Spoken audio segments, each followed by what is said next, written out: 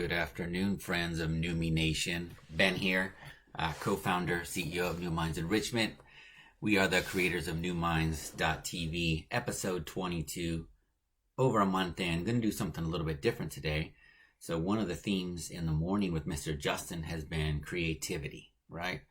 Kind of unlocking that inner creator and seizing this moment, this unique moment in history as a little space where some new types of creation might be not just possible but needed in order to bring some kind of explanation and understanding and meaning to this landscape, right? On a personal level, I've been writing poetry again. So I am, the I am statements can be tricky, right? So I am a poet, right? Yeah, so I write poetry. And I've found over the last several weeks, I've had this new space that has kind of come into my mind stream that has allowed for a reflourishing of sort of this poetic instinct that I have. And I have other friends, artists, who have expressed a similar situation with it in this new space. They're able to fill it with kind of like a new round of expression, of fuel that's coming from the fodder of this strange Twilight Zone reality. And so what I thought I'd do today is something a little bit different. We've been, using these afternoon times to give nuggets and sometimes, getting a little bit formal, almost workshop style, pulling out tricks and tools and things like that. But today I want to get a little bit more expressive. What I'm going to do is I've pulled 3 selections from my own personal collection of poetry. So I wrote this. These are not the poems that I'm writing right now recently. This is from a book of poetry that I self-published many years ago called The Frequency of Whispers. And I thought, you know what, today, let's be a little bit less analytical. Let's be a little bit more intuitive. And I'm going to share 3 particular poems that I think might just hit the spot where you could be today in these days. And just react to them however you react. Like, just give yourself the luxurious moment of not having to take another new tool from Ben or another new piece of knowledge or insight about productivity or, self-understanding, self-development. Let's let that sit for just a moment and just react to art. And I think history will look back at this time and the importance of the arts will be even more emphasized.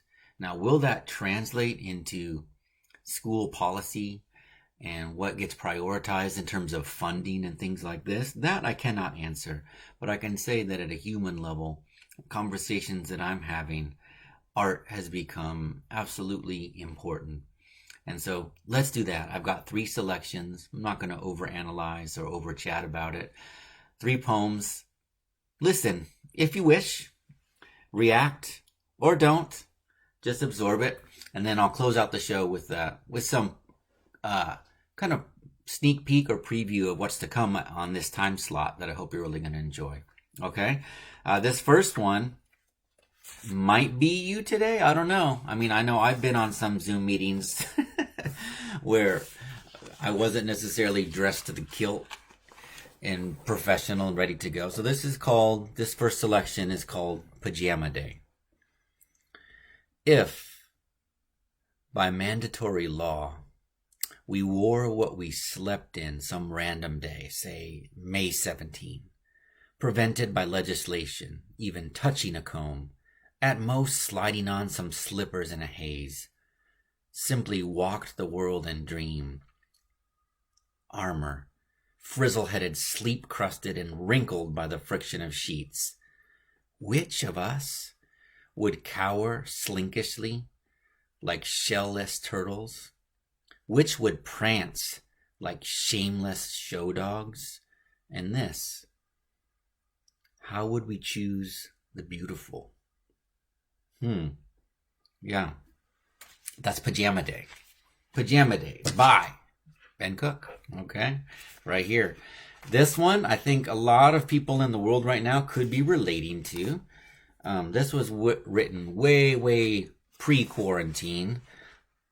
from the point of view of a teacher. Of course, it's metaphorical for more than just teaching in the classroom, but see if you might relate to this one right now. It's called classroom management. Classroom management. I had that dream where my whole class morphs, the way they do in dreams, into a band of chocolate-faced toddlers, multiplying and emanating across the planet, rebellion sparkling in their eyes like fresh glacier melt. They zoom city streets and rumbling dump trucks and other fascinating yellow construction machinery, dousing passerby with organic mashed peas from sippy cups, projecting warm wadded missiles of crap-packed diapers into the guts of accountants and programmers and pet groomers. They crawl through doggy doors and right into the living rooms of librarians with fistfuls of uncapped markers, hopping and squealing off the plastic-wrapped sofas onto coffee tables like chimps on crack, leaving tiny dirty footprints like primal petroglyphs. These unstoppable shrimps, once my docile, eager students, are now pillaging the Pentagon, shattering the glass of snack machines with cleverly constructed bra slingshots just to devour Cheetos, singeing the circuit boards of top-secret computers with careless arcs of piss. Whole battalions have filled the grocery stores, peering into scraped bins of frosting, rolling in cookie crumbs like drunken pastries till they finally doze off in heaps of delicate blubber, engrossed in dreams of freshly laid Berber carpet, spread like a white canvas for red Kool-Aid and mud. In this dream, I try to rouse them. I'm their teacher, after all. Poke their cherubic shoulders and bellies, but their bellies continue to fill and empty like meditating balloons. In this dream, I try to wake them, holler across the aisles. If the principal should come and find this mess, this lack of control. But only colorful cereal boxes and inanimate produce seem to vibrate. My voice, like a distance, like a vague star that once composed part of a constellation no one remembers. Yeah, that might be describing a classroom, a homeschool classroom, or maybe a metaphor for something else. One more for you. This one is called The Saint and the Slug. Two contrasting kind of like energy moods that you might find yourself in these days, right? The Saint and the Slug. Some days you're practically a saint. The light from each incandescent bulb reflecting off the diamonds in your smile to evaporate the miseries of every lost dog or demon. Others, you're like a slug, pulling a chariot of fat men hurling insults and cups of piss in your path. Either way, here's the secret they've been trying to tell you all along. Rest in the awareness that watches the saint and the slug as if it were a really cool 3D movie. And it's pretty much all good. All right. So thank you for humoring me a little bit and letting me give you something to react to. And it all comes down to expression, creativity, just like Mr. Justin's been talking about in the morning. And how is that going to manifest through you? How are you going to take that healthy human impulse and express it yourself and help your kids express it during this time? Because it just might end up being critically important for us to find new ways to create meaning in this world and the world to come. All right? So there's that for you today at the end of the day. So I promised a little preview of what's to come. So the format of this show, as I've hinted a few times, is going to be changing a little bit. It's going to become not every single day, but often I'll be interviewing guests who might have special insights. And interview is a little strong word. I'm going to call them conversations. I'm going to have conversations with guests who might bring special and unique insights to us in a variety of realms. It could be wellness, could be education, could be productivity and creativity. And we'll just kind of see where the conversations go. But a quick little preview of this week already what's to come. Tomorrow I'm interviewing a yoga and meditation teacher who's also a health coach. She's going to be giving us some what we call kind of like ninja hacks for how to get your flexibility and stretching and even your yoga in amidst a super busy homeschool day. Okay, that's tomorrow. On Thursday, I'm bringing a couple guests on the show. They are the creators and inventors of a financial literacy app for kids. And we're not just talking about their app, specifically. We're going to talk about in general how this is an opportunity to develop some financial literacy and lay the groundwork for like a healthy relationship with money, and also get a quick little explanation and demo of their app and how that might support us in this time.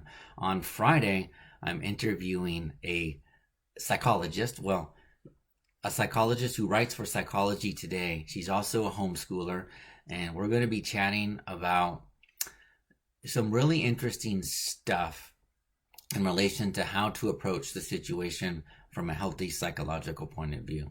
Okay? That's just the next 3 days. So we'll see over the next few weeks, the kinds of interesting and fascinating conversations that I end up having. All right? Thanks for tuning in to our End the Day show, which might get a little bit rebranded for reasons I just mentioned. If it becomes more of an interview conversation format, we'll think about, what's the most appropriate way to brand and frame it. That will come on its own. So stay inspired, stay real, my friends. You can always find both those things on newminds.tv and pursue your passions until they become your talents. Thanks again for tuning in to episode 22 today. We'll see you all soon.